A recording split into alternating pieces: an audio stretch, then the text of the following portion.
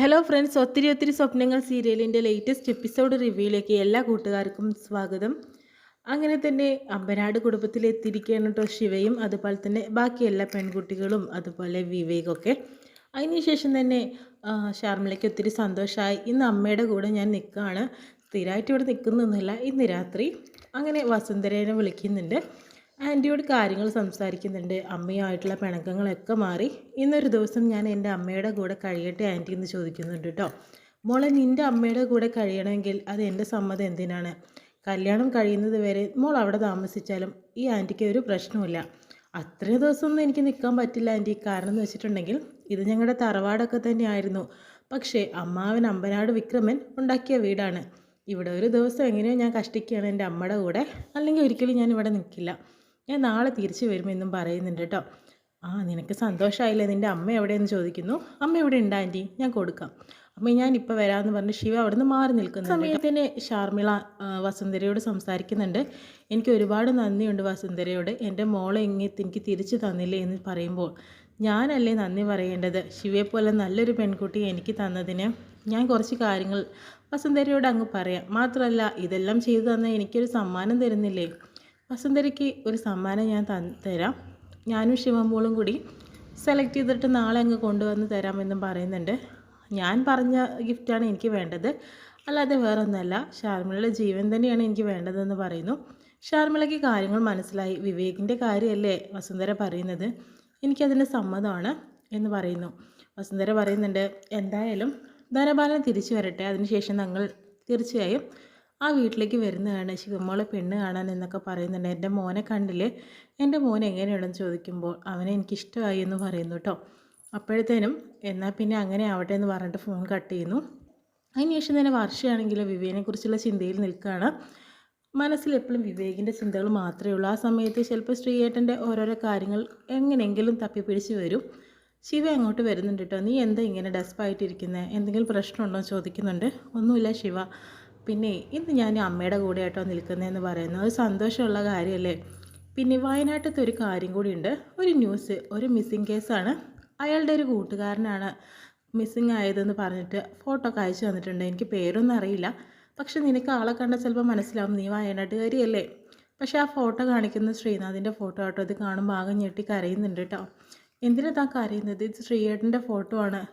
അപ്പോഴത്തേനും എന്നാൽ പിന്നെ നിൻ്റെ രണ്ടാനാച്ചനായിരിക്കും എന്നെ വിളിച്ച് ഇങ്ങനെ ഒരു ഫോട്ടോ തന്നിട്ട് മീഡിയയിൽ കൊടുക്കണം എന്നൊക്കെ പറഞ്ഞത്. അയാൾ നിന്നെ ചതിക്കാൻ വേണ്ടി ചെയ്യുന്നതാണ് വർഷ, നീ ഇതിനെക്കുറിച്ച് ടെൻഷൻ ആവണ്ട.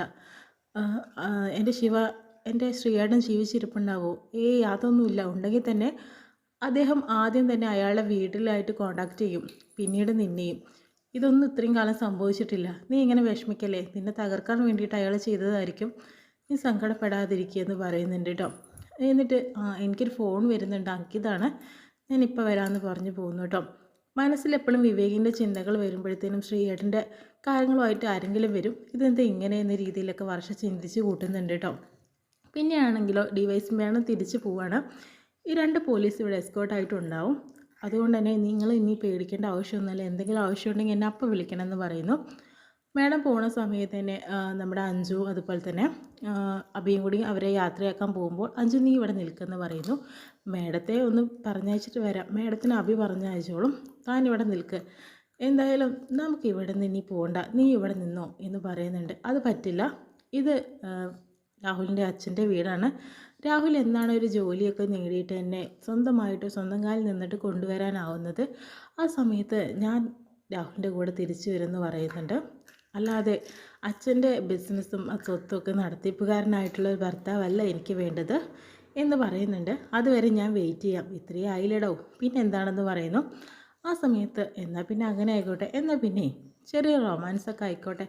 ആ സമയത്ത് അബി അവിടേക്ക് വരുന്നുണ്ട് കേട്ടോ. ഹലോ, അതൊന്നും നടക്കാൻ പോകുന്നില്ല. ഇവിടെ ഈ വക്കീലറിയാത്ത ഒരു കള്ളക്കളി നടക്കില്ല എന്നും പറയുന്നുണ്ട് കേട്ടോ.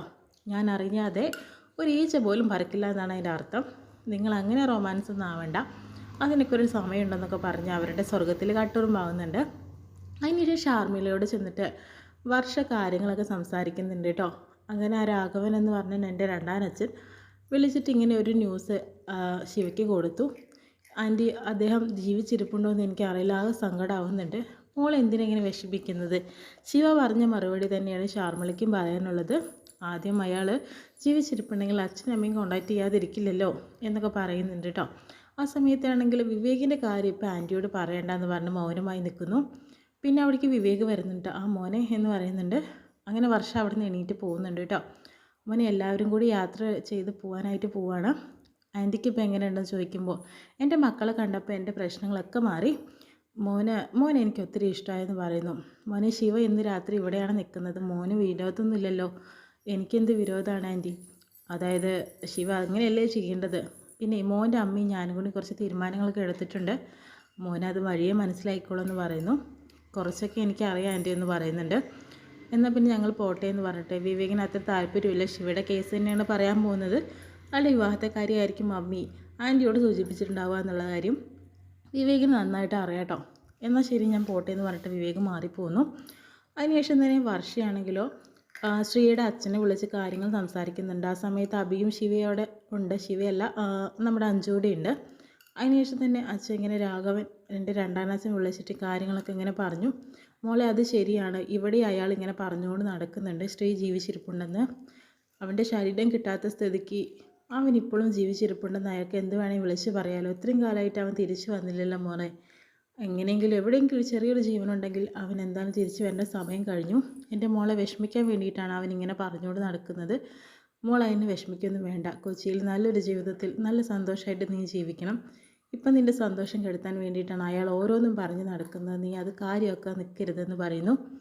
ശ്രീയേട്ടനെ ഞാൻ സ്വപ്നത്തിൽ കാണാറുണ്ട് അച്ഛാ എന്ന് പറയുമ്പോൾ ഞങ്ങളും കാണാറുണ്ട് മോളെ.